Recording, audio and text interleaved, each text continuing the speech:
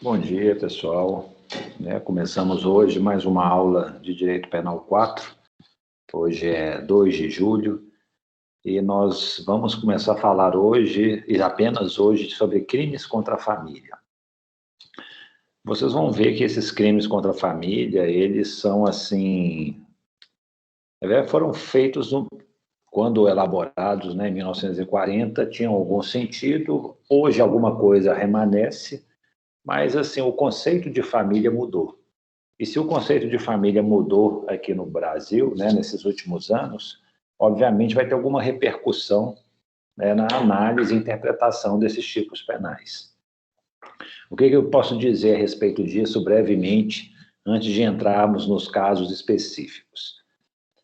A família, em 1940, era ela uma família patriarcal, o homem era o dominante, a mulher tinha um papel secundário de cuidar da casa e criar os filhos. Era uma família patrimonializada, em que as relações tinham muito a ver com aspectos financeiros, patrimoniais. A filiação que havia era sempre aquela filiação legítima, que era como se chamava. Filhos havidos fora do casamento, eles não eram considerados como parte da família. Era uma família monogâmica, o relacionamento só havia entre um homem e uma mulher, que deveriam se casar e permanecer casados para sempre, por pior que fosse o relacionamento. E era uma família assim, heterossexual.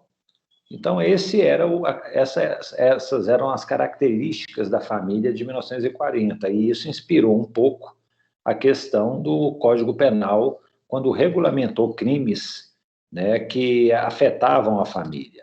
E, na realidade, o que o Código fez foi dividir esse título penal em 4 capítulos. Então, previu crimes contra o casamento, querendo proteger essa instituição, Era uma família matrimonializada, ou seja, uma união só seria válida e só seria bem vista pela sociedade caso ela fosse formalizada por meio de um casamento.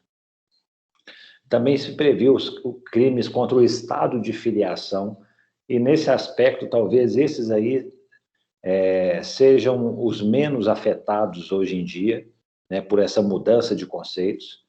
Também se prevê crimes contra a assistência familiar e crimes contra o pátrio poder, tutela e curatela. Pátrio poder hoje é uma expressão que nem mais se usa. Quando se fala do poder que os pais têm sobre os filhos, na verdade, esse relacionamento, costuma se falar hoje em poder parental, que é exercido tanto pelo pai quanto pela mãe. Mas na linguagem predominantemente machista que havia, era o pátrio, de pai.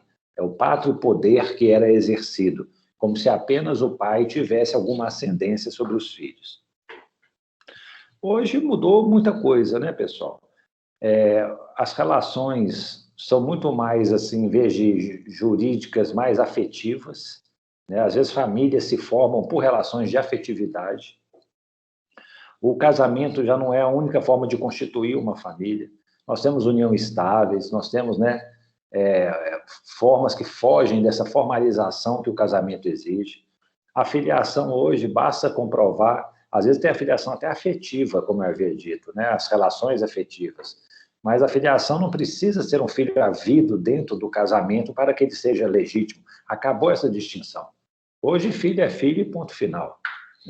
Ainda que não vivam com o pai, que não vivam com a mãe, ele é filho e tem todos esses direitos. A família, hoje se fala muito em poligamia, poliamor, embora isso aí tenha alguma resistência no direito, no reconhecimento disso.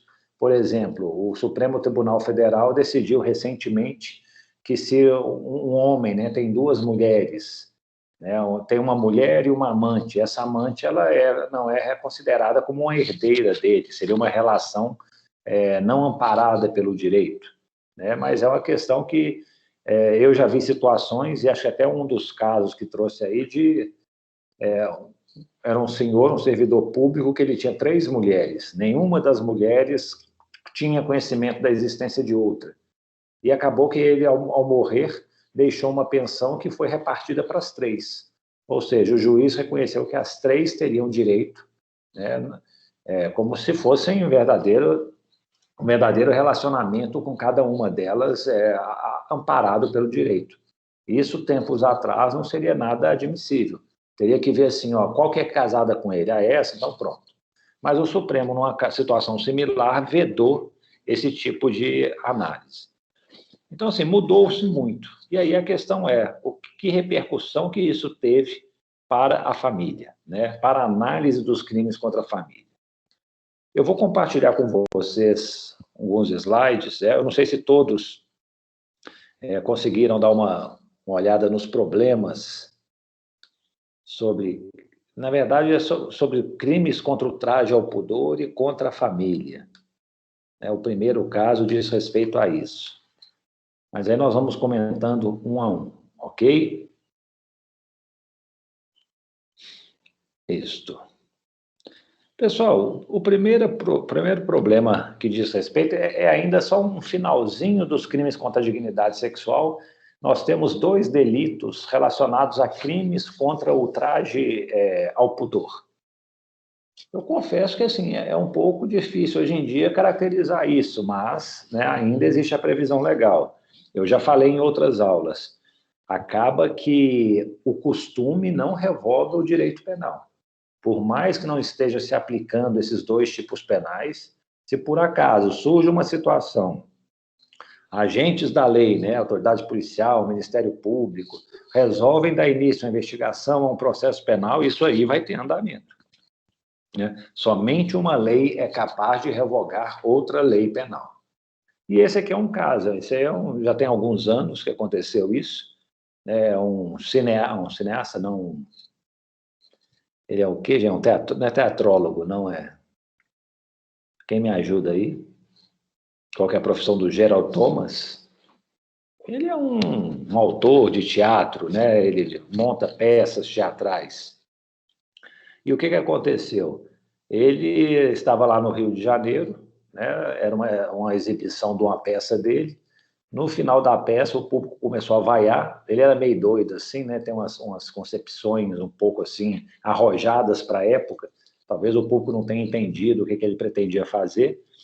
E aí, o que ele foi? Ele meio indignado com aquilo, ele subiu ao palco, simulou que estava se masturbando, fez o famoso bunda lelê, né? Exibiu as nádegas ao público. E aí falaram, isso é ato obsceno. O que vocês acham? Alguém analisou esse caso? Acredita que houve a prática de ato obsceno ou não? Professor, eu acho que não teve a prática de ato obsceno, porque não parece que tem conotação sexual. Até fala um pouco disso na notícia. Eu acho que o advogado dele fala isso na notícia que colocou o link, mas eu acho que realmente não tem conotação sexual. Ato obsceno. Ótimo, Letícia. Letícia, deixa eu te falar. Hoje em dia, o que poderia talvez caracterizar um crime como esse? Você saberia descrever alguma conduta? Ou alguém saberia? Não sei, acho que talvez fazer sexo em público, acho que é esse crime também. Poderia caracterizar. Eles falam, isso aí é meio clássico, né? Às vezes tem aquele um exibicionista, né? Ele anda com a capa assim, nu, embaixo dela, aí ele abre a capa, né, mostra para o público. Isso aí talvez possa ser um ato obsceno. Alguém discorda da Letícia, acha que na realidade houve a prática de um ato obsceno, porque ele exibiu, né, as nádegas, né? Ele ficou simulando a prática de um ato, né, libidinoso. Não? Sabe uma coisa que estava acontecendo muito para enquadrar esse tipo de infração? Né? Deixa eu ver aqui. É o artigo 233 do Código Penal. Né? O que acontece? É praticar... Aí vocês veem, né, gente? Nós temos a conjunção carnal, ato libidinoso, ato obsceno. Né? Então, nós temos algumas nomenclaturas aí que são específicas dos crimes contra a dignidade sexual. E aí, o que seria um ato obsceno? Um ato obsceno é aquilo, aí a gente tem que recorrer ao próprio título do capítulo, é aquilo que ofende o pudor público, né, que causa um certo impacto, assim, porque tem um reflexo né, nos costumes, né, no tipo de situação que as pessoas não estão acostumadas, assim, tem um certo impacto naquilo. Então, o que aconteceu? Lá no Rio de Janeiro, na época do Carnaval, né, havia muitos, normalmente homens, né, foliões, que ficavam assim, eles estavam lá nos blocos, tudo, andando nas ruas, eles iam lá para algum cantinho assim para poder fazer suas necessidades, para urinar. E aí o que acontecia? Eles começaram, a polícia, a pegar essas pessoas e falar que, ó, vocês estão praticando ato obsceno, vocês estão exibindo aí a genitália em público e tal. Era uma forma que eles tentaram para coibir a prática, né, esse tipo de conduta. Não sei se eles estavam, talvez, forçando um pouco o enquadramento, né?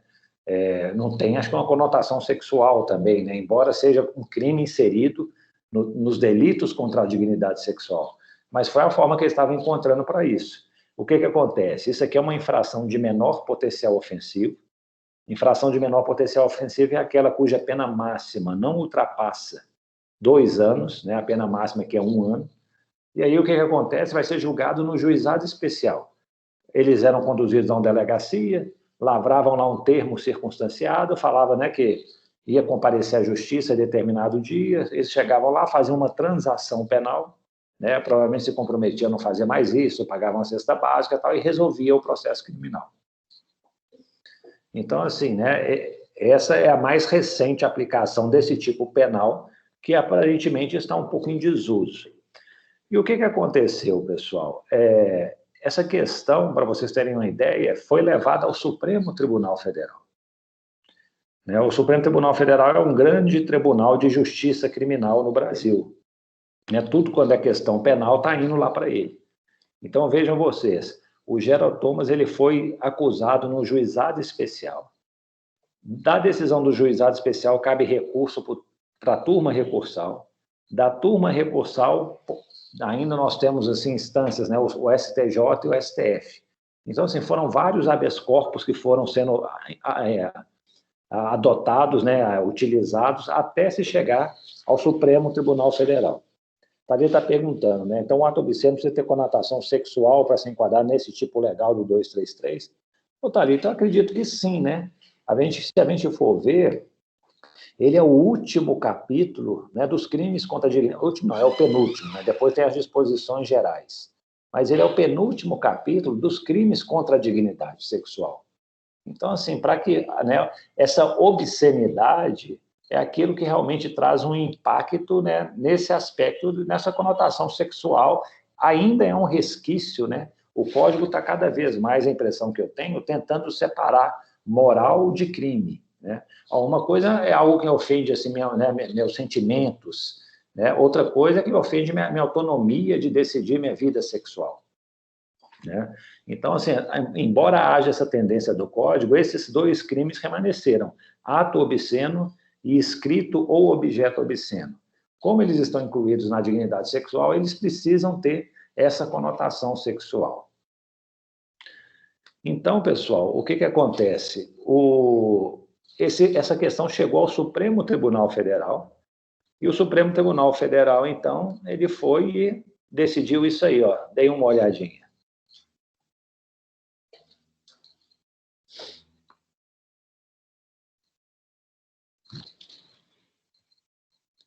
A Thalita novamente pergunta, né? Então, a pessoa que tira a roupa na rua, fica nua, exibindo para as pessoas, então não enquadra nenhum tipo legal. Thalita, ó, eu acho que é o seguinte, se ela está lá, eu acho que ela vai ser enquadrada. A concepção é a seguinte, ó, as pessoas normalmente não andam nuas na rua, né? Nós até temos, por exemplo, praias de nudismo, né? Lá você pode ficar nu, é uma coisa assim, não é nem uma coisa regulamentada, né? É mais assim, é o costume social aceito. Então, assim, não é comum que as pessoas, né, ficam andando nuas pela rua. Então, se tem alguém que está, né, talvez exibindo a genitália, tudo, né, às vezes pode ter lá, tem menores, tem várias pessoas tal, que se sentem incomodadas com aquilo, né? Isso aí, gente, pode ser talvez assim não sei se eu estou exagerando, mas talvez um primeiro passo para um crime sexual mais grave, né? Então, assim, acaba que eu acho que ela vai ser reprimida, porque vão dizer que isso aí está sendo praticado um ato que normalmente ofende o pudor alheio. Fala, ó, eu não estou acostumado a ficar andando aqui na rua, estou entrando no ônibus aqui, tem uma pessoa nua do meu lado se exibindo.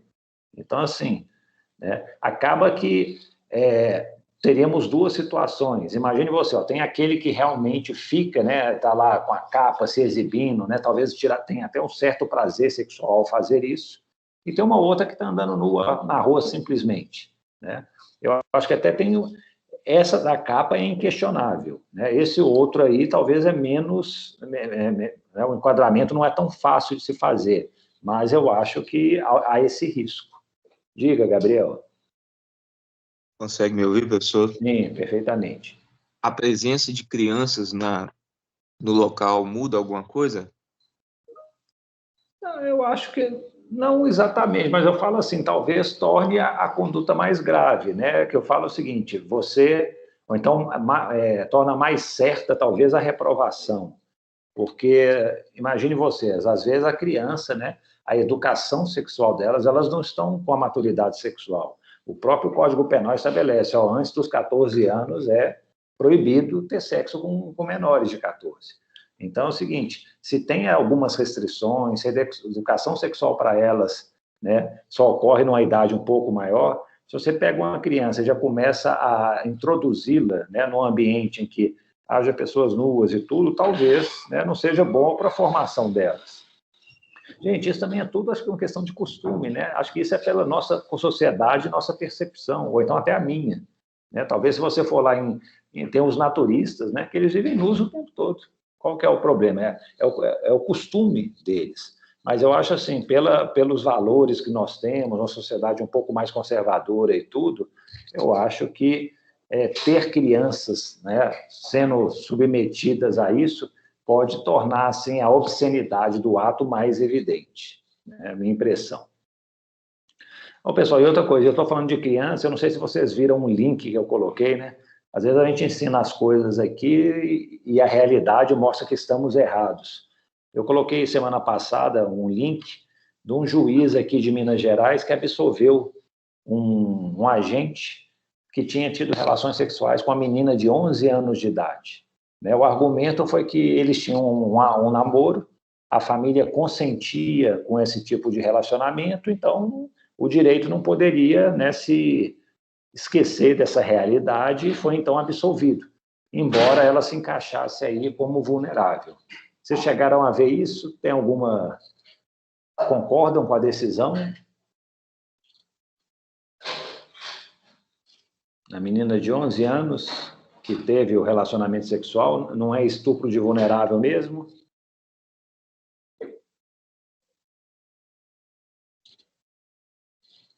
Diga, Clarissa.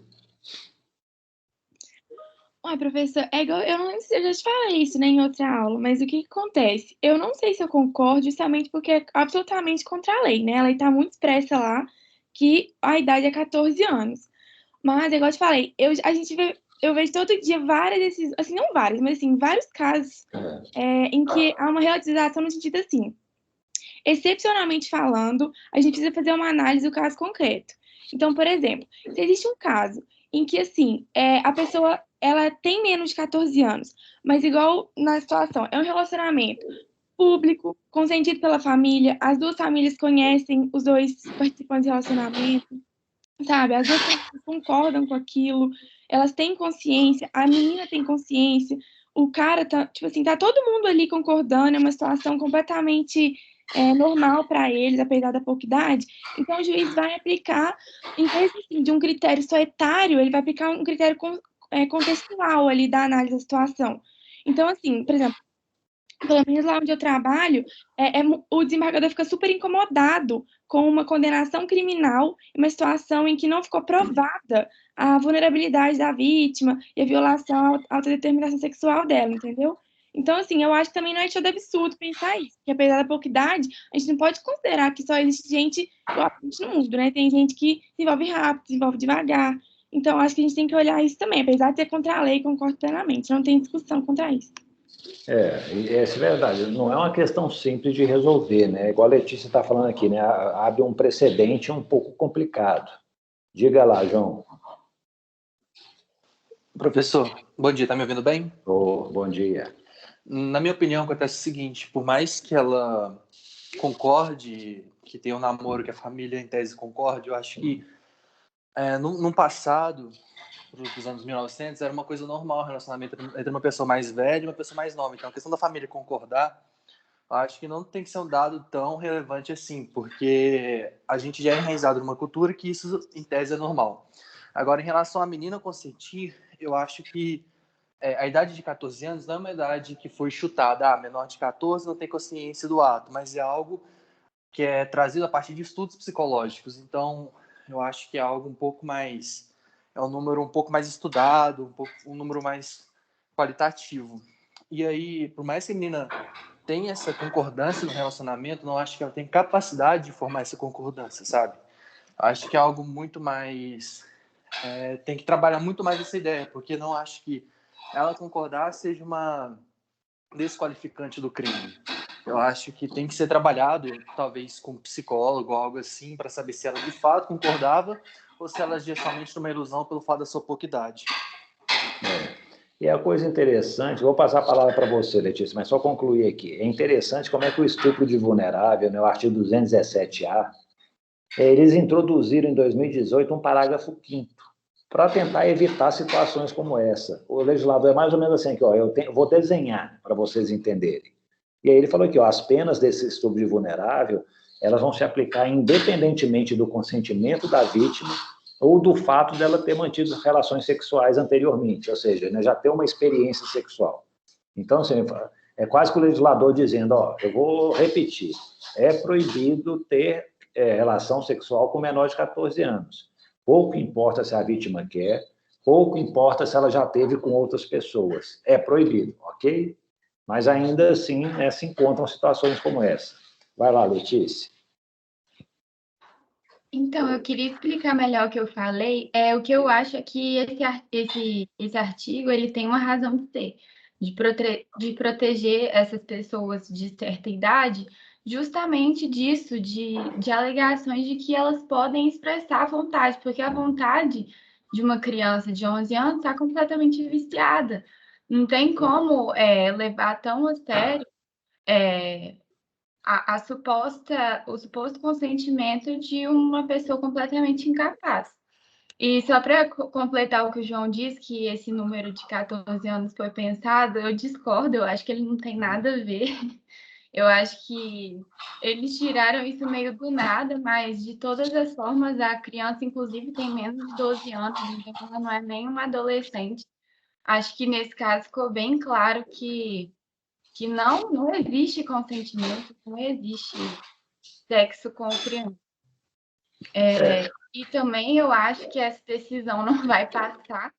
No momento eu estou trabalhando lá na VECA, não sei se vocês conhecem, mas é a vara de crimes sexuais contra crianças. E assim, infelizmente, gente, isso não existe. Tem 13 anos e 11 meses é estupro de vulnerável. Tem casos que a criança engravida, casa, não importa. É crime de vulnerável, de estupro de vulnerável. Então, eu acho que é uma decisão que vai ser barrada aí pelo tribunal. Eu ia falar assim, se não for barrada pelo tribunal, né, que a Clarissa também ela faz estágio lá, né, e ela falou que já viu, né, decisões aceitando, não digo 11 anos, né, mas talvez em outros casos. Mas provavelmente o Superior Tribunal de Justiça não acatará esse tipo de decisão. Eu fico pensando o seguinte, e se por acaso a família resolver vender a dignidade sexual da criança, com a concordância dela, obviamente, né? Ela vai concordar, a família vende para a pessoa, está o pai e a mãe orientando tudo, recebe um dinheiro e ela tem relacionamento sexual com uma pessoa. Isso seria possível? Ou choca um pouquinho mais?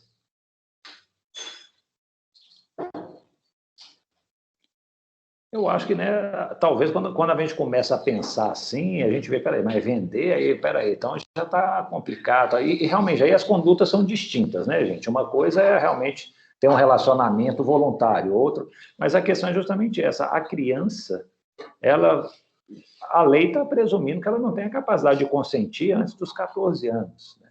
Então, embora a família, né, esteja concordando com o relacionamento, isso aí, a família não tem esse poder, a princípio, de chegar e falar assim, ó, agora, para minha filha, para o meu filho aqui, essa lei não se aplica, porque a minha autorização supre essa deficiência no consentimento que havia anteriormente.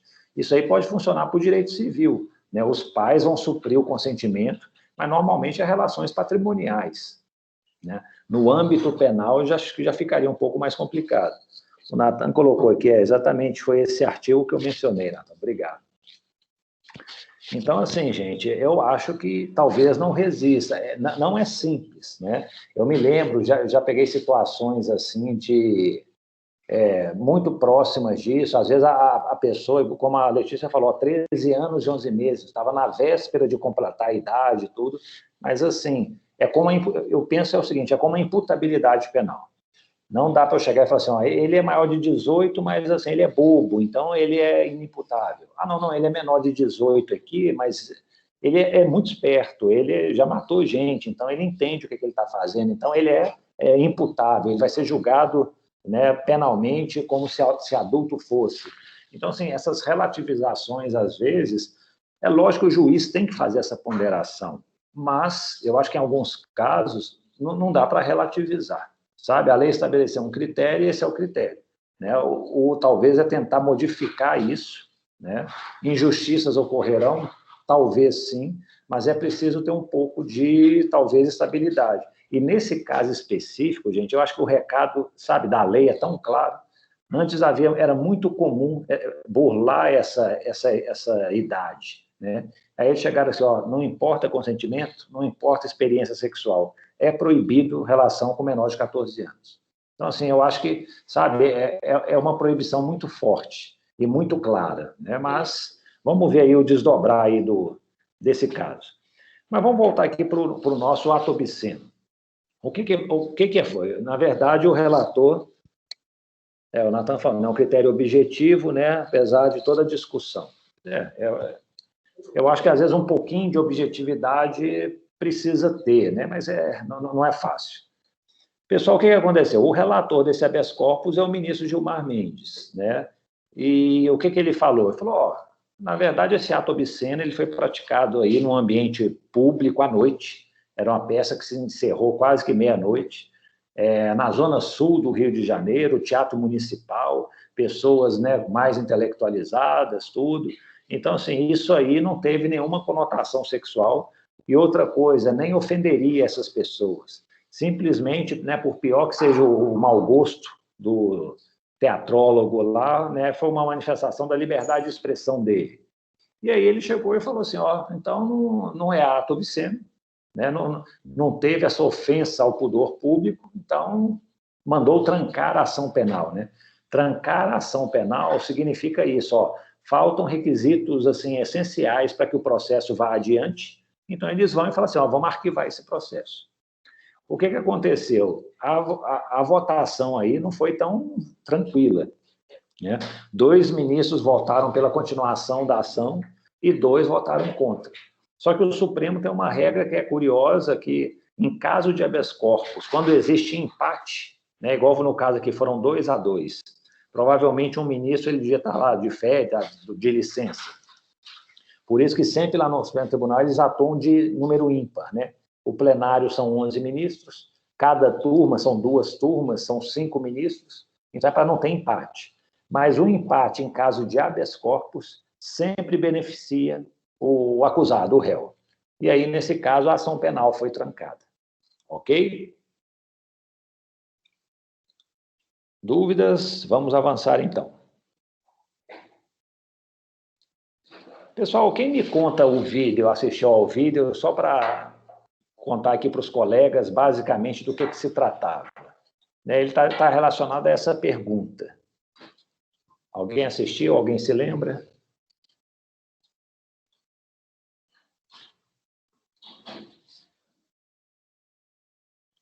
Ninguém assistiu? Era 3 casos, eu acho, né? Ou 4 casos bem típicos mesmo. A pessoa tinha uma união estável com o, teoricamente, marido, e ele tinha uma outra relação, como se fosse outra família mesmo paralela. Não era um caso de só uma amante, assim. Eram quase que duas famílias mesmo. E isso aconteceu nos 3 casos. Em um, acho que uma das mulheres tinha sido até casada com o homem, mas depois se separou, e eles voltaram. E aí o problema geralmente é patrimonial, né? Quando a pessoa morre, aí vai ter que ou pagar pensão ou dividir os bens. Então é isso. Isso, Bruna, ótimo. Ô, pessoal, é o tal negócio, tem muita artista nesse mundo, né? Eu me lembro do caso que eu falei de uma divisão de pensão, foi no Amazonas. O rapaz, ele tinha 3 famílias, e famílias assim, cada uma na cidade, ele era vendedor, né? Tipo um vendedor ambulante, ele saía percorrendo. Então, assim, dessa maneira, ele conseguia manter esses 3 relacionamentos.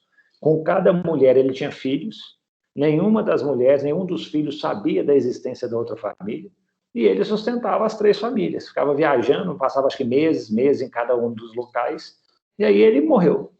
Morreu, aí uma pediu a pensão lá para o INSS, falando, oh, eu sou viúva, a outra também, eu também, aí ficou lá. Aí o INSS falou assim, oh, deixa eu ver, nenhuma delas era casada, né? Todos os casos eram união estável, mas assim, tinha provas muito robustas de que realmente o relacionamento existia, eles tinham filhos em comum.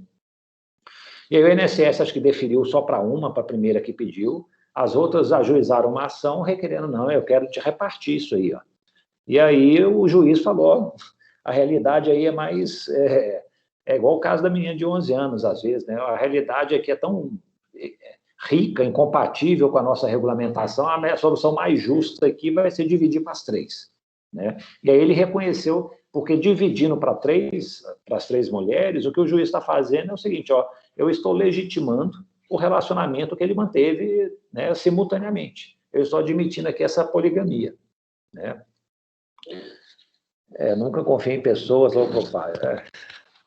Então, vamos lá, gente. Aí a questão é a seguinte, alguém que tem união estável, né? A união estável não existia em 1940. Né? A união estável veio na Constituição de 88, fez uma primeira referência a ela, tudo. Que ela contrai uma nova união estável. Eu posso, por analogia, falar que é um crime de bigamia? O que vocês me dizem? Não, eu acho que não. Porque, Não? na minha concepção, acho que é analogia em Malam-Partem.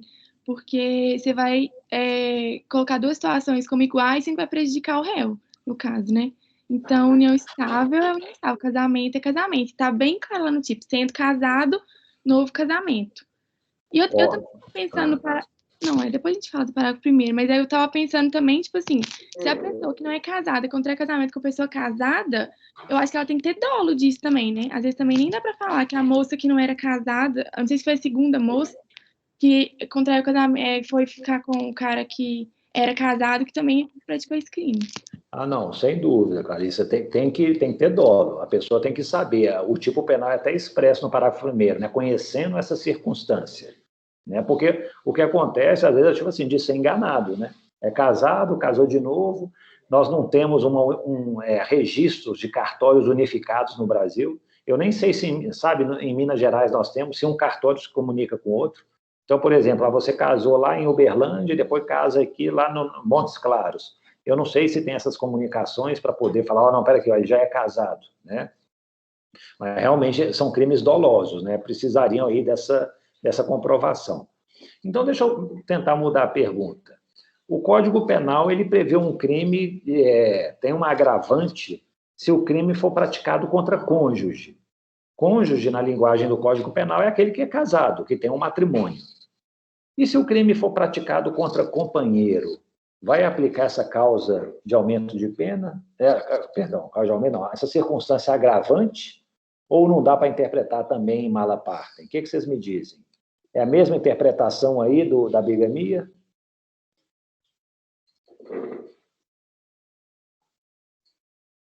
Eu estou vendo aqui, ó, artigo 61, inciso 2º, a linha E. Se o crime é praticado contra ascendente, descendente, irmão ou cônjuge, a pena é agravada. Mas e se não for cônjuge, se for um companheiro? Dá para interpretar, ampliar em Malam Partem ou não? O que vocês me dizem? Mas se for companheiro, nem vai ter o crime, porque não tem que ser casado? Não. Sim. Não, eu falo assim, um crime qualquer, um crime outro, entendeu? Tipo assim, é um crime de furto, um crime de roubo, não sei. Aí tem um agravante se esse roubo é praticado contra ascendente, descendente, irmão ou cônjuge.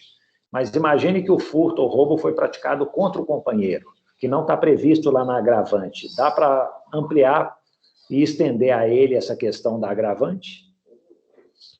Seriam outros crimes, não esse crime de bigamia. Professor, eu acho que dá, porque a relação é a mesma, né? Na união estável, a relação dos companheiros é a mesma no matrimônio entre os cônjuges. Vamos lá, Vitória, isso aí é uma posição. Vejam bem, pessoal, nós não conseguimos interpretar esse título do Código Penal sem recorrer ao direito civil. Isso aí que é uma coisa interessante. Aí vocês percebem claramente como, às vezes, um bom profissional de uma área, ele é especialista em penal. Tá, ele é especialista em penal, mas ele tem que ter conhecimento também em outras áreas para poder, se tornar um bom especialista, na área criminal. Então, assim, crimes contra a família, nós vamos ter que extrair noções do direito de família, do direito civil. Então, assim, no Código Civil, o que se diz lá? O casamento é o tipo de relacionamento preferível pelo legislador constituinte.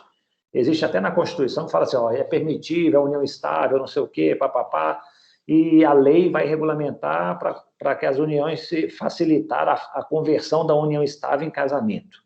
Ou seja, a intenção do legislador, da lei, da Constituição, era justamente essa. Aceitamos a união estável, perfeito, tudo, mas vamos tentar sempre converter num casamento. É uma coisa meio assim, de 88, talvez ultrapassado, uma tendência que tinha, mas foi a opção do legislador. Então, o casamento é a união assim, mais importante que nós temos aí no âmbito do direito de família. O que é a união estável? Ela é um casamento não formalizado. Tem uma convivência duradoura, pública, contínua, homem e mulher, e estabelecida com o objetivo de constituição de família. Acaba, o que aconteceu? O Supremo Tribunal Federal chegou e falou num julgamento aí relativamente recente, tem uns 4, 5 anos, falou que admitiu também a união estável entre pessoas do mesmo sexo. Então, hoje em dia, embora o Código Civil fala em homem e uma mulher, hoje a jurisprudência já admite entre pessoas do mesmo sexo. E o que vai acontecer? Temos o concubinato. Concubinatos são relações, não é um caso, são relações com caráter mais frequente, mas que não podem ser consideradas união estável nem casamento, porque já existe uma união anterior. Então, é o caso de um amante, A pessoa é casada, a pessoa tem uma união estável e tem um relacionamento assim que não é passageiro com outra pessoa. Essa outra pessoa, a princípio, ela não poderia adquirir nenhum direito, porque não vai reconhecer aquele vínculo que ela possui como se fosse ou um casamento ou uma união estável. Em regra, gente, aqui no Brasil, cada pessoa só pode ter um casamento ou uma união estável. Continuamos ainda nesse pensamento monogâmico.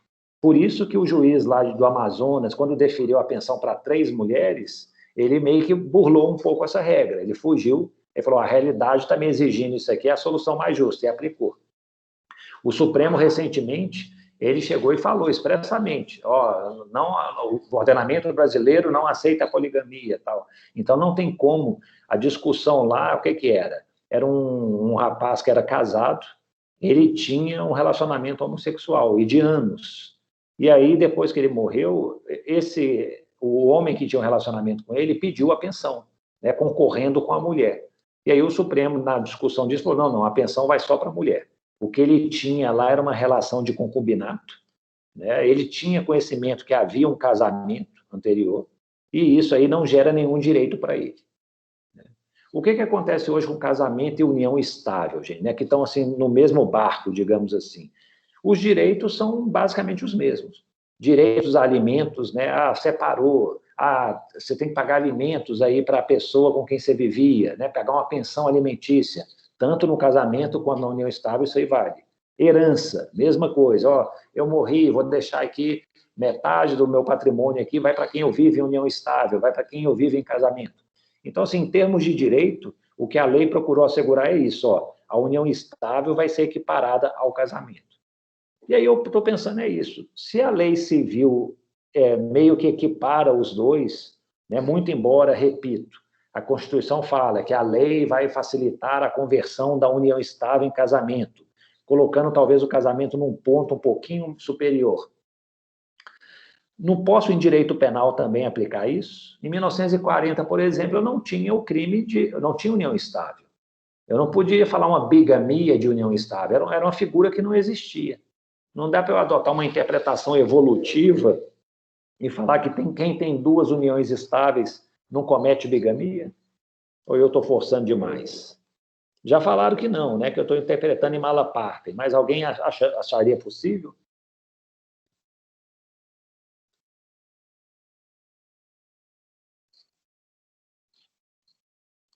Ninguém acha possível? Opa, não, então deixa eu... Tá. Pessoal, a questão é a seguinte, eu concordo com vocês, eu acho que não seria possível. Quando o tipo penal de bigamia, ele está incluído lá num capítulo que fala assim, dos crimes contra o casamento. O que ele está tutelando, então, não é união estável, não é concubinato, né, não. Ele está tutelando de maneira expressa o casamento. É uma instituição. Pode ser que a união estável não existisse, né, em 1940. Mas o que está querendo fazer aqui, nós temos 5 delitos. Induzimento é essencial, conhecimento prévio de impedimento, o adultério, né, o adultério foi revogado, né, simulação de casamento.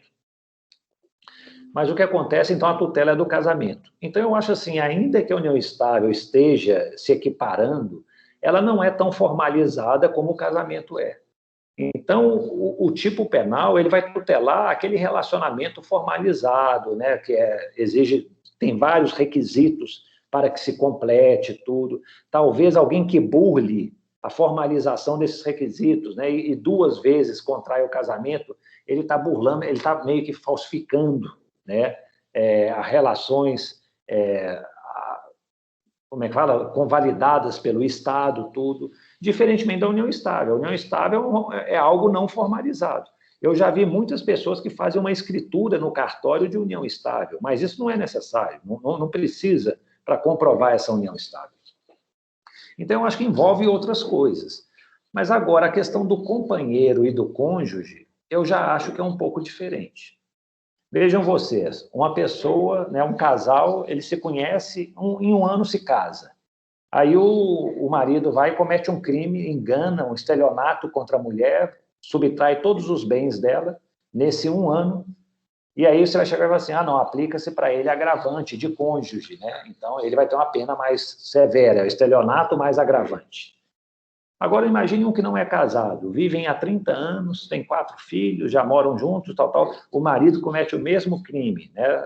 Engana a mulher, tira o patrimônio dela, tal. Mas ele não é cônjuge, ele é companheiro, né? União estável. Para ele não se aplica essa agravante, então, que é expressa em relação ao cônjuge. Será que essa é a melhor interpretação? Eu acho que uma coisa... Vai lá, Bruna. Não, pode dar continuidade. Não, pode perguntar. Pode então falar. Tá. O meu comentário era só nesse sentido, porque eu acho que justamente o que você está fazendo, a gente tem que olhar o que está por trás daquela previsão legal. Então, talvez eu discorde um pouco de algumas pessoas, porque eu acho que, por exemplo, o motivo pelo qual a gente não pode fazer uma interpretação evolutiva nesse caso em específico da bigamia é justamente o que você falou, porque a instituição tutelada ali é o casamento e não a união estável.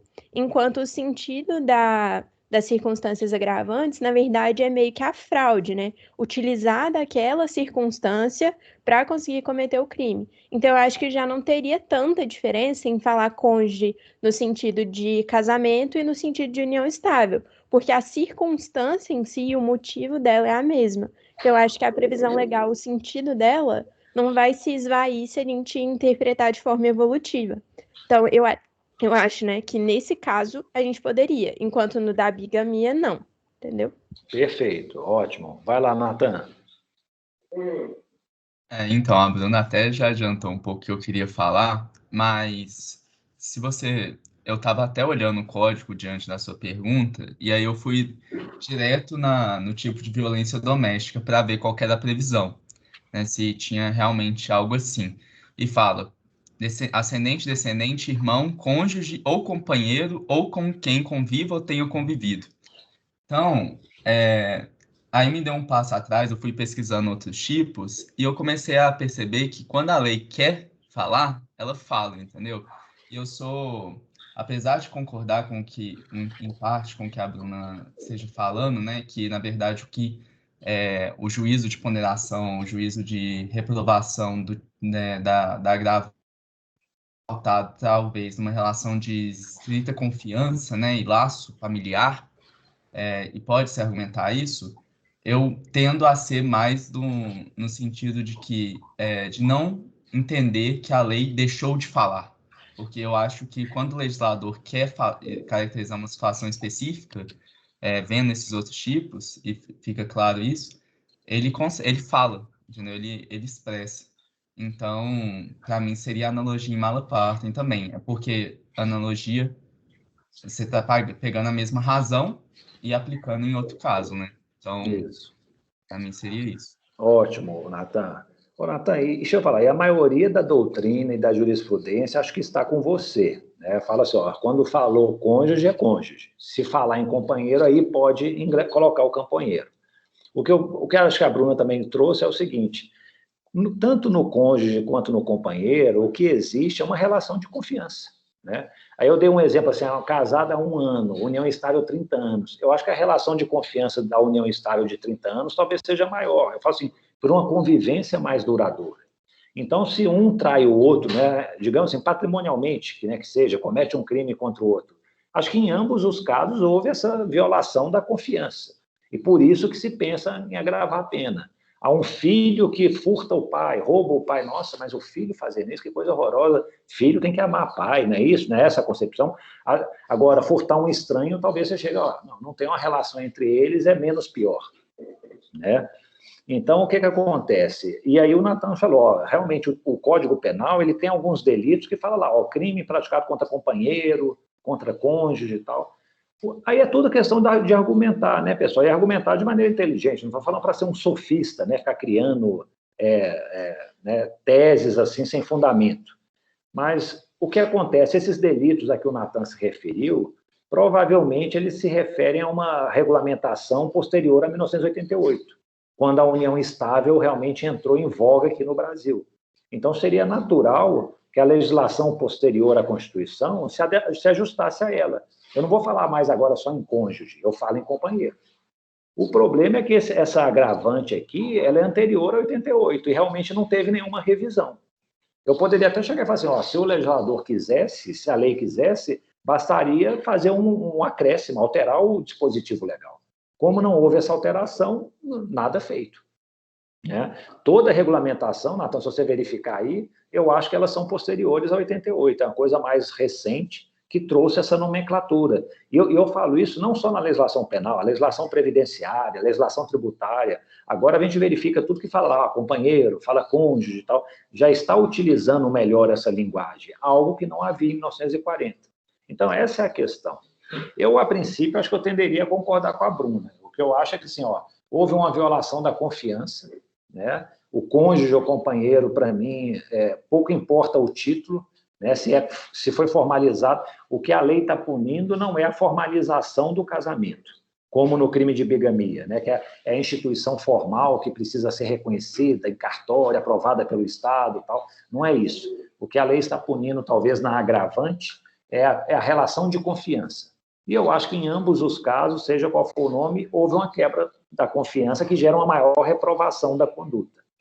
Mas, como eu disse, a maioria da doutrina, jurisprudência, não vai reconhecer isso. Eles adotam uma interpretação muito literal. A minha única questão é essa, que eu falo assim, gente, às vezes é literal, mas para você explicar isso, chega a soar até às vezes meio estranho, né? Como é que eu falo que alguém casado 1 ano tem uma pena mais grave porque violou a confiança, do que aquele que casado há 30 anos, que não tem o casamento formalizado? Porque realmente é interpretação literal, e realmente, às vezes, no direito penal, muitas coisas se resolvem pela interpretação literal. Não dá para fugir muito disso. Então, é o que a doutrina e a jurisprudência normalmente fazem. Tá bom? Mas vamos avançar. E o Miserinha, pessoal? Quem me conta o caso do Miserinha?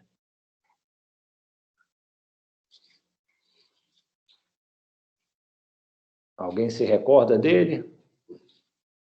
Tinha uma notícia no jornal, né? É o Tião, né? Tião Anaconda. Hoje o brasileiro gosta, né? De tripudiar.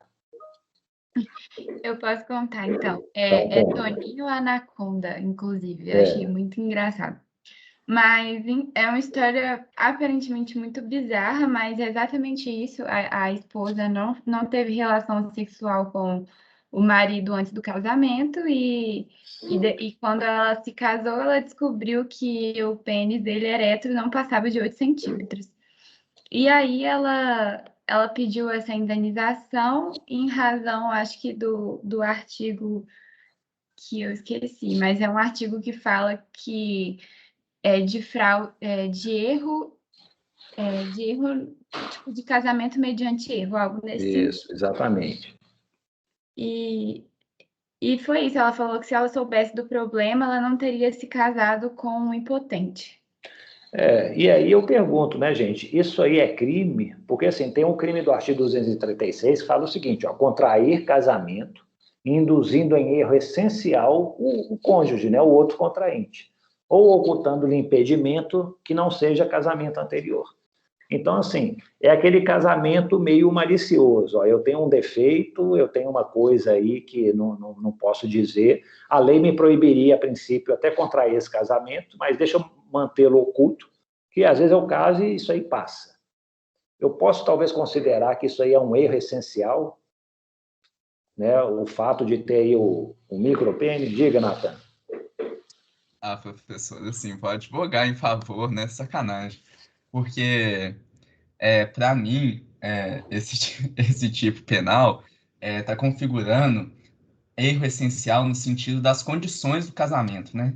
Então, por exemplo, o próprio fato da bigamia que a gente já discutiu, né? A pessoa ter outro casamento, por isso, em tese, ser impedida de casar, ou, vamos supor, idade, enfim, ela mente sobre um erro, oculta, frauda, um erro essencial, constitutivo do casamento. Acredito que, independente do tamanho, né, da genitália dele, ele conseguiria consumar. E de qualquer forma, se a mulher, assim, não existe defeito oculto da pessoa, né? Assim, você pode falar, eu pensei aqui agora no direito civil, por exemplo, a esterilidade é um fator que poderia gerar anulabilidade, é um fator de anulabilidade do casamento, salvo engano. Mas aí resolve pelo civil, né? Você não vai, eu imagino, isso é até uma pergunta, você não vai resolver isso pela esfera penal. Acho que ele que devia pedir indenização por ela, a exposição. Pelo amor de Deus, tadinho. Isso é verdade. E para vocês terem uma ideia, pessoal, até a vigência, né, o nosso Código Civil anterior, né, que vigorou até 2001, tinha lá um erro essencial, que era o seguinte, o marido descobrir em 10 dias, depois do casamento, que a mulher não era mais virgem. Então, assim, ele poderia pedir anulação do casamento por essa circunstância.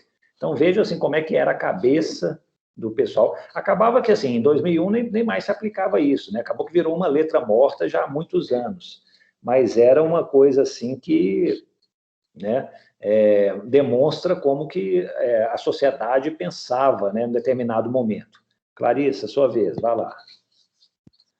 Tipo assim, eu concordo 100%. Eu acho que é isso aí. Eu acho que é uma coisa completamente resolvível no cível, mas eu acho que ainda que subjetivamente algumas pessoas entendam que a questão sexual é importante para o casamento e tal, assim, se ela tivesse assim, casado com ele, a partir de uma propaganda que ele tenha feito em relação a isso, tipo assim, né? Ele fala assim, eu sou ótimo, sou isso, sou aquilo.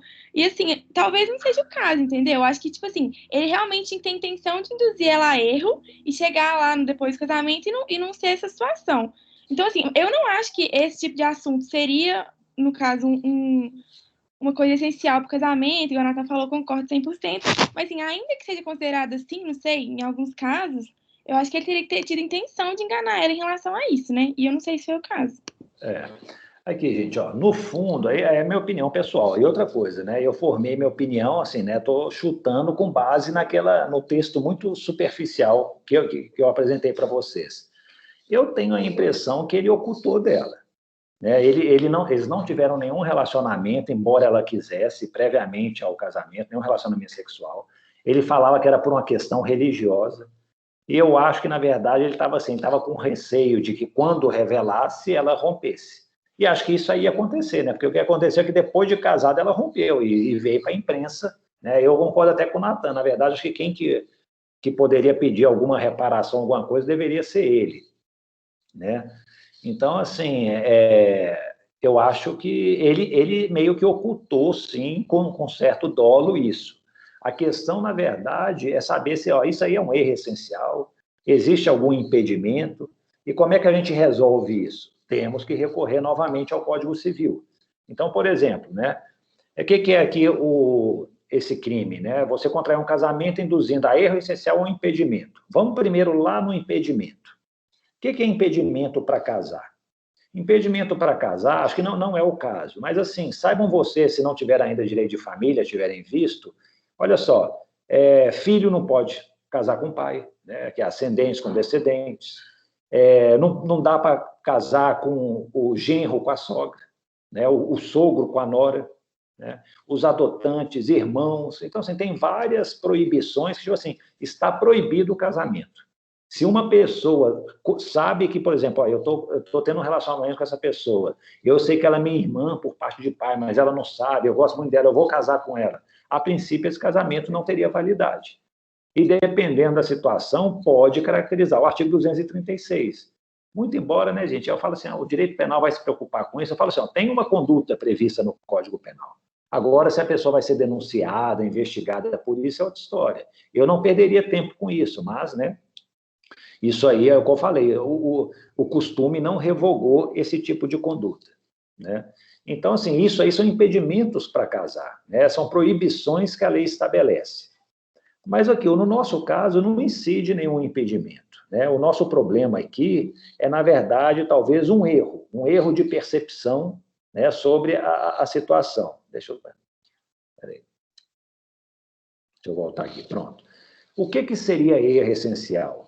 É o Código Civil que também menciona, o erro essencial, aqui, diz respeito à identidade, honra, boa fama. O que isso significa? O cara é um traficante de drogas, ele é um assassino, um pistoleiro, não sei o quê, ele tem um passado horroroso, tudo, ele mudou de cidade e tal com essa pessoa, casa, mas depois a mulher descobre isso aí. Para ela, aquela convivência é uma coisa insuportável.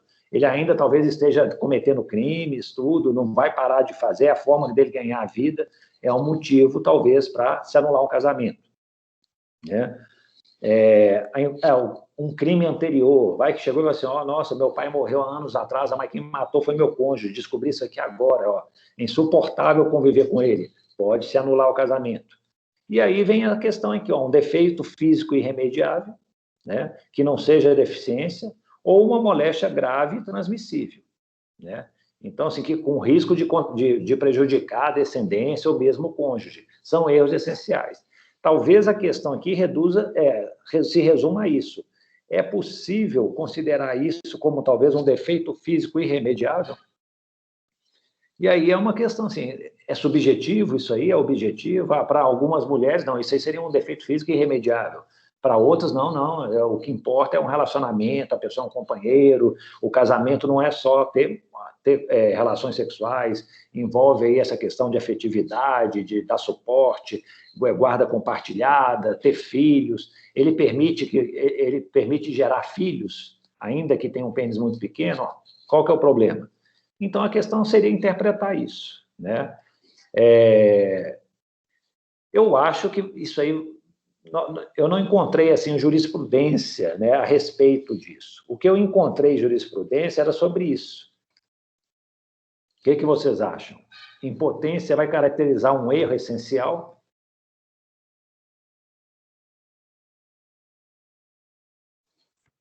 Eu acho que sim, principalmente pelo fato dela ter se separado dele depois de anos de namoro. Então, se isso era uma coisa tão relevante para ela e ele escondeu, isso provavelmente era um erro essencial para o casamento dela, não sei. Eu penso. Isso é verdade, Letícia. Para ela ter, tipo assim, né, a reação que ela teve, ela falou, que isso, deve ter ficado muito decepcionada, né? E falou assim, não, eu não consigo conviver com um homem que dessa maneira, realmente. Aí eu fico pensando isso, o juiz que vai avaliar, de acordo com a percepção dela, ela falou que sim, é sim, falou que... ou então o juiz chega, não, isso é bobagem, tem outras coisas no casamento, né? O que acontece? Eu encontrei alguns julgados... como eu já disse aqui, né, a vantagem de jurisprudência também, né, é igual ao tempero, né, tem para todos os gostos. Mas eu achei um julgado aqui, tem alguns anos, né, 2017, na realidade, o julgamento, que fala o seguinte, não, é 2002, perdão, é um outro que é de 2017. A questão de impotência coeunde, o que é isso? É impotência realmente sexual. Nós temos dois tipos de impotência, pessoal, que é tratado no direito civil. Impotência generande, que é impotência para gerar filhos. Ele é estéril, ele não consegue gerar filhos. E tem a impotência coeunde. Na impotência generande, normalmente a jurisprudência fala que não é um erro essencial. Fala, o casamento envolve afetividade, assistência mútua, tal. Gerar filhos é um dos aspectos, mas não é essencial ao casamento. Então, eles não costumam anular casamentos por esse fundamento. Agora, essa impotência coeunde é a impotência de ter um relacionamento sexual. E aí ele chegou e falou assim, além de não conseguir ter filhos, o casal não vai conseguir ter um relacionamento sexual durante essa convivência. E aí, de acordo com essa coisa aqui, esse acórdão, o que os desembargadores decidiram foi isso aqui, isso é essencial para um casamento. E a ocultação disso, desconhecimento prévio e tal, caracteriza um erro que vai impedir que o casamento seja validado. E aí permitindo, então, que a mulher que ela pudesse, né, obter a anulação desse casamento. E o que acontece aqui? Foi a mesma coisa que eu acho assim, uma situação muito parecida. A mulher falava que não teve relação com ele, acho que depois de 6 meses de relacionamento, né, de casamento. Ele falava que, na verdade, ela que não tinha interesse, não sei o que e tal, mas, no fundo, parece que ele ocultou dela essa situação.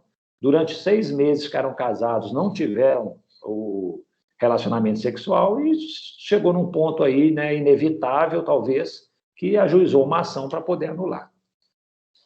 Um detalhe, pessoal, isso aí, negócio de erro essencial, sinceramente, acho que perdeu todo o sentido. Isso era importante, sabe para quê? Numa época em que no Brasil não havia divórcio, não havia separação. Por isso que no Código de 1940, o casamento, você casou, é pro resto da vida. Você não tinha separação nem divórcio. Podia ser o pior casamento do mundo, você tinha que viver junto. Não tinha forma legal de romper esse vínculo. Então, o que acontecia? A forma que as pessoas encontravam para isso era o erro. Falavam, vamos anular o casamento. E aí, então, tentava, às vezes até forçava determinadas interpretações para falar assim, não, realmente, esse casamento aqui está inviável, vamos reconhecer que tem um erro essencial e vamos anulá-lo. Era a forma de romper o vínculo, né? Hoje em dia, gente, nós temos separação, né? Você vai no cartório para separar, dois adultos sem filhos, vai lá, tal, assina o papel, no mesmo dia separa. Então, assim, tem algum problema, né? O pênis é pequeno, é estéril, é impotente, isso interfere na sua percepção do matrimônio, separa. Hoje é a coisa mais simples que se tem. Então, assim, esses tipos penais, no fundo, eles meio que perderam um pouco o sentido nesse aspecto. Eu falo assim, gente, erro essencial, tudo. Falou, você está insatisfeito?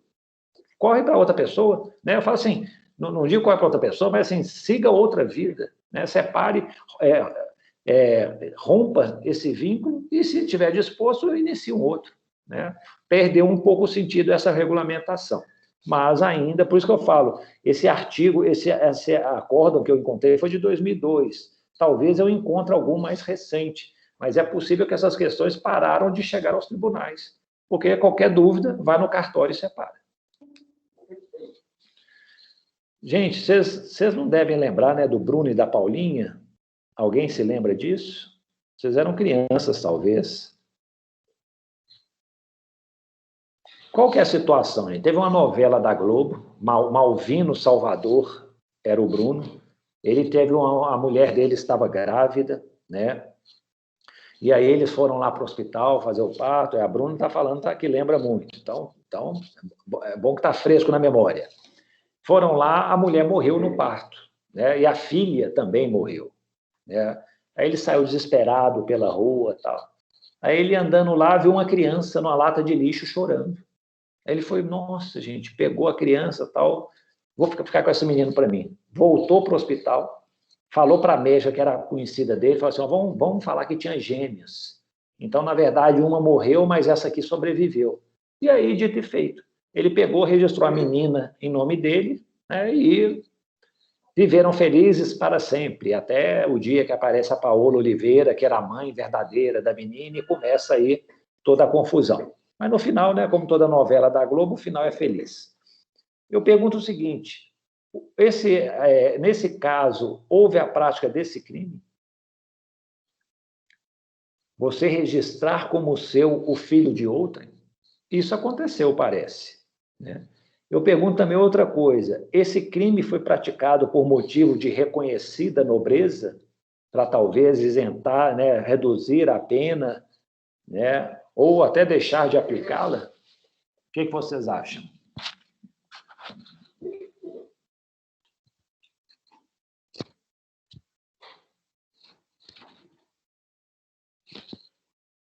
Ou nada de nobre houve na conduta do Malvino Salvador?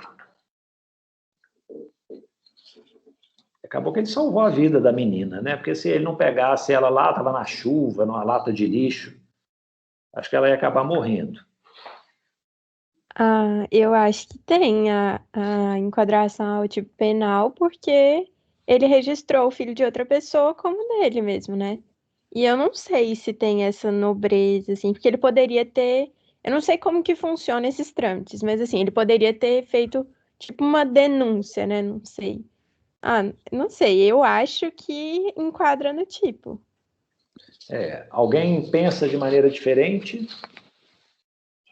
Eu também acho que não teve motivo de nobreza, porque ele foi uma coisa mais particular dele, ele estava no momento que ele queria uma criança, e foi por esse motivo que ele pegou. Eu acho que foi isso, eu acho que não foi mesmo para salvar a criança ou algo do tipo. Até porque tem como você salvar e não registrar, igual a Bruna falou. Verdade. Aqui, pessoal, isso aqui eu acho que, né, foi mencionado aqui o Lucas, é complicado, é salvar a vida do bebê, mas ao mesmo tempo queria um filho, né? Então, talvez realmente não tenha sido tão nobre assim, né? Tinha talvez um interesse pessoal. Sabe, no fundo, qual que é, para vocês verem, os exemplos que eles citam dessa nobreza? Mas é num contexto que acho que hoje não existe mais. Eles falavam assim, ó, lá em 1940, né, imagine uma mulher solteira engravidou. Nossa, ela vai ser proscrita da sociedade. Aí o que acontece? Aí a irmã mais velha, que é casada, conversa com o marido, chega e fala, ó, vamos reconhecer esse filho dela, vamos manter oculta a gravidez. Então, logo a criança nasce, a gente registra, adota essa criança como nossa e nós a criamos. Então, tipo assim, ela quis preservar o nome da irmã para que ela não fosse proscrita da sociedade. Então, assim, esse é o exemplo que dão aí de reconhecida nobreza. Mas, assim, eu já vi casos, acórdãos, falando que uma situação como essa, desse Malvino Salvador, poderia se enquadrar também como reconhecida nobreza, né? O Natan está falando aqui, né, literariamente, né, que Machado de Assis dizia, toda virtude vai ter seus vícios, né? E isso é realmente, Natan, isso é o que eles chamam de adoção à brasileira. E aí nós vamos entrar aqui, eu queria só falar um pouquinho para vocês terem um conhecimento do processo de adoção, né? Como é que funciona uma adoção para a gente saber se o Malvino Salvador agiu corretamente ou não? É um processo normalmente gratuito, né? Isso é feito na vara, a nossa adoção ela é judicializada. Se você quiser adotar alguém, tem que passar por um juiz, né? E é o juiz da vara de infância e da juventude. No mínimo, você tem que ter 18 anos de idade para poder adotar. Pode ser casado, solteiro, separado, pouco importa. Tem que ter uma diferença de ao menos 16 anos entre a adotante e a criança, porque a gente estava discutindo, né, a idade da vulnerabilidade, 14 anos, de onde que se tirou isso? Mas esses 16 anos, gente, na verdade, tem um certo fundamento. Talvez para tentar evitar, eu acho, né, relacionamento entre um relacionamento que eu falo assim, de conjugal, né, entre o adotante e a pessoa que vai ser adotada. Então, talvez se estabelecer uma idade maior entre eles, a chance desse relacionamento seja mais rara de acontecer. Aí, o que acontece? É iniciado um processo judicial, tem uma batelada de documentos que são apresentados, tem uma equipe multidisciplinar que vai analisar isso, né? Aí tem lá psicólogos, tem lá assistente social, o juiz, não sei o quê, para poder averiguar a situação do adotante, né? Como é que está a situação do adotado também. E uma coisa importantíssima, essa adoção, o pedido, vai entrar num sistema. Nós temos um Sistema Nacional de Adoção, é uma fila. Então, assim, você tem que seguir uma ordem para poder adotar. Se você entrar hoje, provavelmente vão ter mais de 30 mil pessoas na sua frente na fila de adoção. O seu processo de adoção talvez demore um pouco, isso acontece, né? Você, às vezes, fica anos procurando a criança. Então, assim, primeiro requisito, aprovada a documentação, né? Você vai ter que se inserir nesse Sistema Nacional de Adoção. Por isso que a Marina está perguntando, o ideal é ela ter iniciado um processo de adoção. Sim, eu acho que o Malvino Salvador deveria ter iniciado esse processo de adoção, que, salvei a vida da criança. Assim, não fez mais que obrigação, né, gente? Ele até incorreria no crime de omissão de socorro se ele não tivesse feito isso.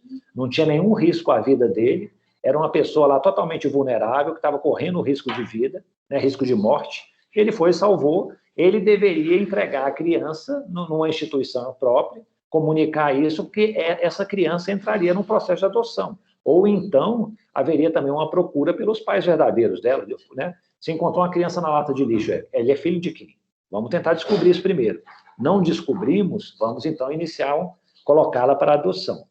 Depois que se localiza uma criança, começa um estágio de convivência. Esse estágio de convivência, às vezes, pode durar meses, sabe? Começam a viver, às vezes dormem juntos, né? Passa um período, tal. Aprovado isso pelo juiz, pela equipe multidisciplinar, tal, é formalizada a adoção. E aí o processo se encerra. A adoção aqui no Brasil pode ser feita por estrangeiros. Aí tem a dificuldade, o seguinte, os estrangeiros eles têm que vir para o Brasil, eles acabam morando aqui por um período, né, para poder fazer esse estágio de convivência com a criança. Então, assim, não é um processo simples. Eu trouxe alguns números, eles não estão atualizados, mas, assim, trazem só para vocês terem uma ideia. É que nós temos, isso aí, acho que, se não me engano, era 2017, tinha 31 mil crianças acolhidas, né, disponíveis para adoção. E tinha 36 mil pretendentes disponíveis. Não está errada essa conta aí, não, gente? Como é que tem 31 mil crianças para serem adotadas, 36 mil para adotar, e tem essa fila de 31? Não era para ter menos 5 mil? Não era para estar caçando criança na rua para poder ser adotada? A explicação está aqui, ó, no lado. O que acontece, gente? Tem muita criança para ser adotada, mas, assim, quase 90% tem mais de 10 anos. E ninguém está querendo adotar criança mais velha. Todo mundo quer adotar bebê. Então, o que acontece é isso. Nós temos um contingente enorme de crianças, né, na fila de adoção, mas não tem essa disposição. É muito triste, Maria. Não tem essa disposição. Aí o que acontece? Eu fico pensando se às vezes o processo de adoção não é igual o Natan está falando mesmo do Machado de Assis aqui, né? A virtude e um vício. Muitas vezes também não é para resolver um problema da criança, é para resolver um problema talvez da pessoa que quer adotar, né? Então, assim, eu não estou querendo tirar uma criança da rua para dar uma vida boa para ela. Eu estou querendo resolver um problema que eu tenho de não conseguir ter filhos, e isso aí, e eu preciso, então, de uma criança pequena, né? Que talvez as memórias não vão se formar, já não tem, talvez, uma personalidade tão desenvolvida, tudo, não sei quais são os critérios, né, dessa escolha. Mas, assim, é muito ruim ver isso mesmo, né? Essa possibilidade aí de adoção, né, de eliminação da fila de espera, mas que não acontece. Diga, Clarissa. Eu fiquei com muita dúvida sobre esse tipo, assim, porque eu acho meio desproporcional. Tipo assim, você registrar o seu filho como seu filho de outrem e ocultar recém-nascido ou substituí-lo. Tipo assim, eu acho que são coisas muito... uma é muito pior que a outra. Porque eu acho que aquele tio da menina, aquele Félix, ele ocultou ela, né? Eu acho que foi ele que pegou ela e jogou no lixo. Mas eu não sei se seria abandono de incapaz, porque ele não tinha responsabilidade sobre ela na hora. Eu acho que ele fez assim de propósito. Então, eu achei meio desproporcional. É isso mesmo? Ou ocultar é outra coisa?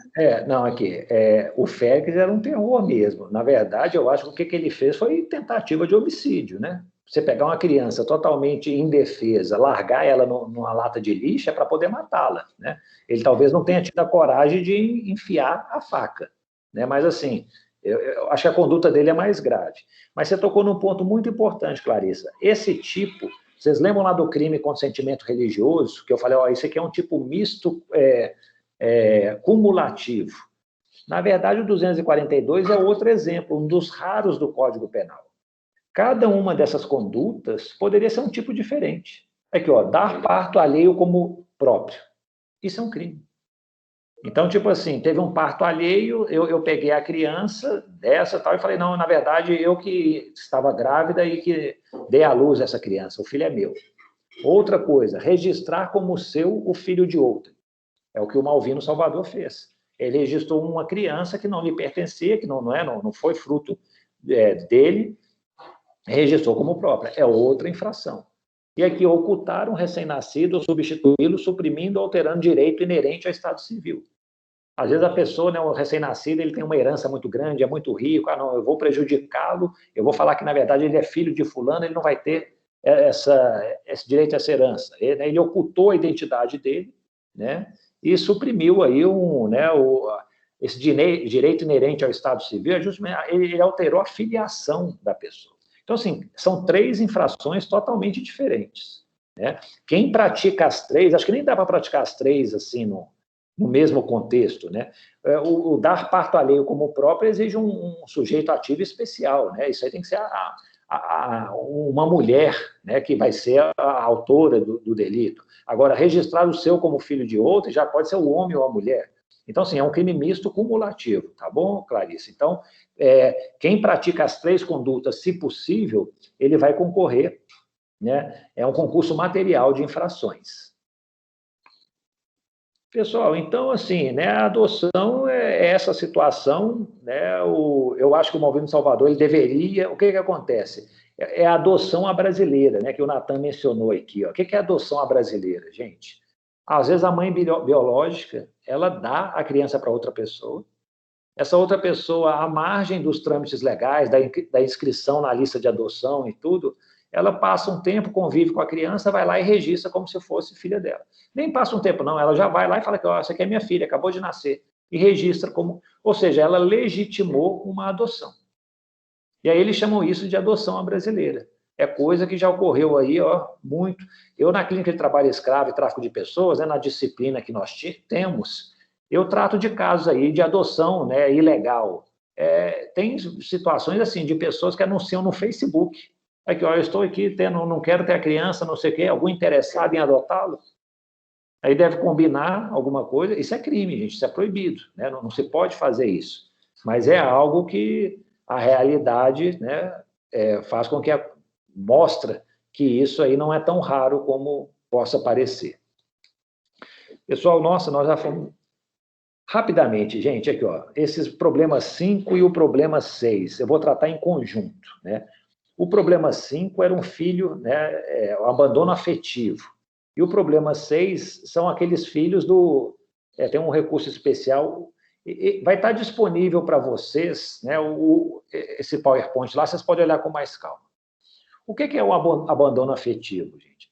Eu me lembro uma vez, eu estava vendo um programa na televisão, aí estava lá um menino todo triste, assim, falando, acabou que meu pai, ele até os 10 anos de idade, ele me tratava bem, tudo, embora separado da minha mãe, mas aí ele casou de novo, teve outra filha e me abandonou.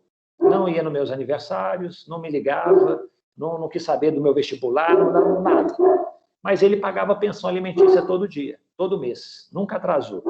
E aí o menino ajuizou uma ação indenizatória contra o pai, falando aqui, isso aqui é um abandono afetivo. Ele está me dando material, né? O abandono material não houve, mas ele não parou de me amar. E aí ele pediu uma indenização.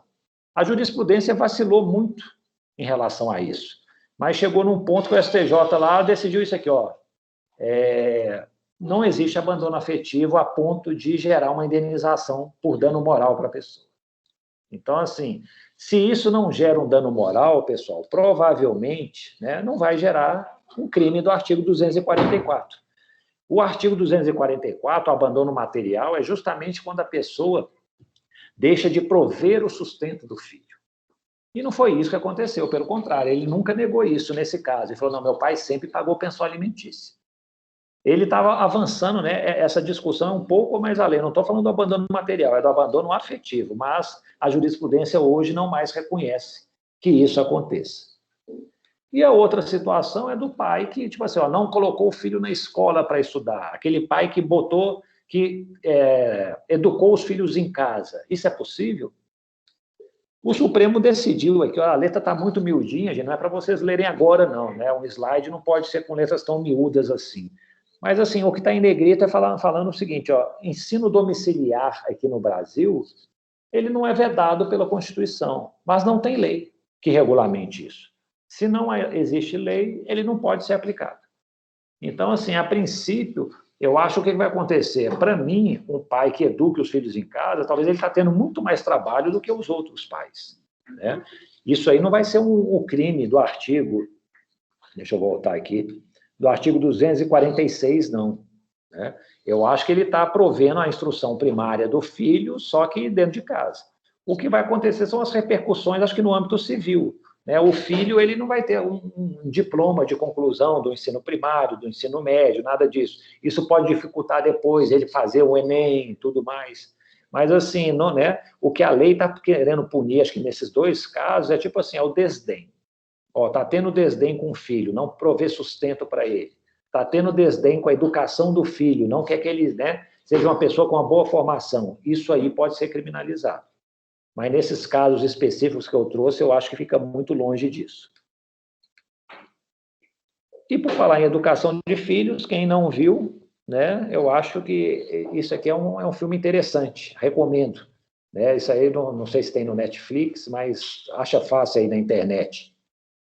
É um pai que ele educa os filhos em casa, né, e é uma educação assim meio atípica, né, de como normalmente, né, o nosso padrão tradicional. A Marinha está falando que o filme é lindo, é mesmo, é um filme muito, muito interessante de se ver. Pessoal, alguma dúvida? Desculpe a correria final, mas eu estou vendo aí, eu distribuí mal o tempo aí durante a aula. Alguma questão? Se não houver nenhuma dúvida, só avisando, quarta-feira, nossa live, nós vamos falar de crimes novos. Acabou que o Código Penal, em 2019, 20, 21, teve várias modificações, novos crimes incluídos, aquele crime de perseguição, né, o stalking, tudo, crimes contra licitações públicas, um capítulo novo nos crimes contra a administração pública. Então, nós vamos comentar esses novos crimes aí que apareceram, né, nessa época de pandemia, sobretudo. Professor, eu só queria perguntar, esse crime de abandono afetivo, ele não é o do Código Penal, mas eu já vi esse crime, eu acho que ele existe, ele é do Estatuto da Criança e do Estatuto da Criança e Adolescente, de deixar de prover né, questões morais para a criança, então ele de fato existe, só não seria esse do Código Penal, né? Tá. Letícia, então aí realmente eu não me atentei para isso. Eu vou fazer o seguinte, eu vou até olhar aqui o Estatuto da Criança e do Adolescente, ver se tem alguma figura típica lá que caracterize. Eu não sei se vai... Eu já vi, eu acho que tem sim. Tá, então tá, aí eu vou ver lá e coloco até no grupo aí o tipo penal, qual que foi.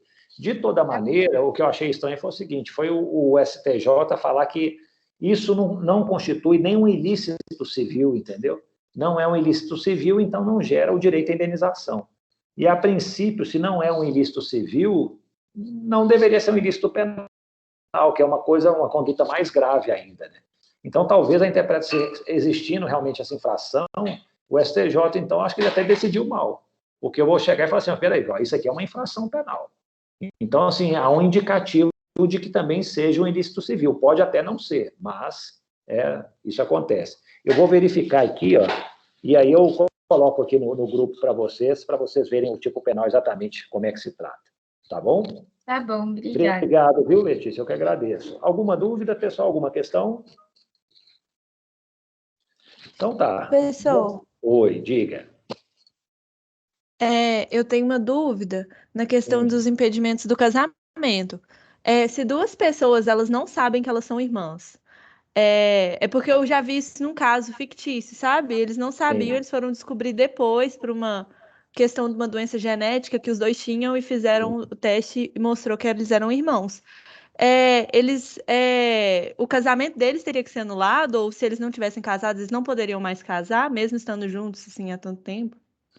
Ô, Vitória, a princípio, Assim, independente deles quererem ou não, né? Porque a questão é complicada. a princípio sim, mas eu falo o seguinte, quem que vai tomar a iniciativa, né, de fazer a anulação? Os dois interessados? Eu confesso para você, talvez acho que o Ministério Público ele possa até atuar de ofício em situação como essa. Eu teria que relembrar isso aí. Mas, assim, a princípio, ó, imagina se só os dois sabem da situação, eles não vão nem querer divulgar, né?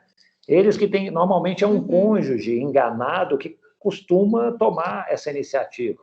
Nenhum dos dois foi enganado, ou os dois estão enganados, às vezes eles podem optar e falar assim, não, vamos continuar.